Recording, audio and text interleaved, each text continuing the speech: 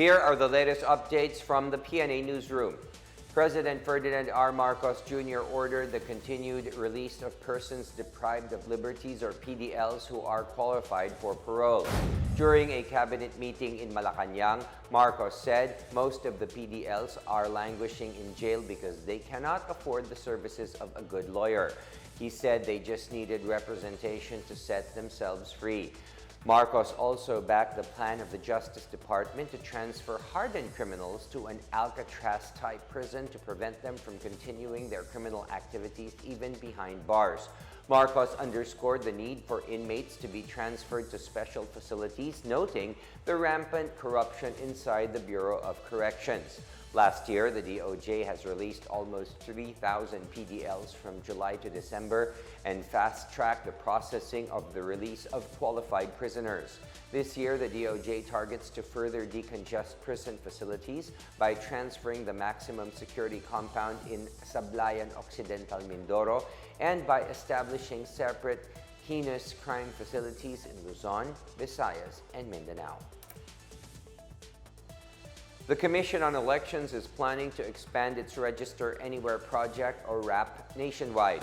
Comelec Chairperson George Erwin Garcia said the project has proven to be effective in increasing voter registration due to its accessibility.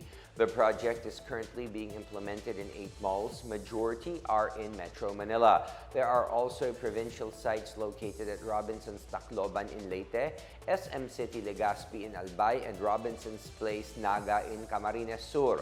So far, Garcia said, Comelec has yet to achieve even half of its target registrations with only 400,000 out of 1.5 to 2 million new registrants. Meanwhile, Garcia is hoping that a Supreme Court ruling will be issued on the petition filed by election lawyer Romulo Macalintal on the constitutionality of the postponement of the Barangay and Sangguniang Kabataan elections.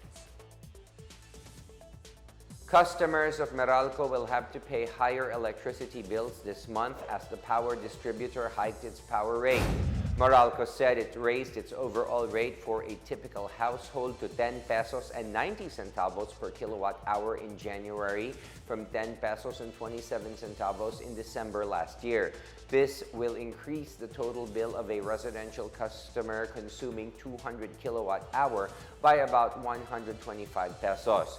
Meralco said the rate increase is brought by higher generation charge and the completion of a distribution-related refund drove. Likewise, charges from independent power producers went up by 40 centavos per kilowatt hour as a result of insufficient supply of Malampaya natural gas. Wholesale electricity spot market charges also increased by 68 centavos per kilowatt hour due to the increase in average generation capacity on outage in the Luzon grid.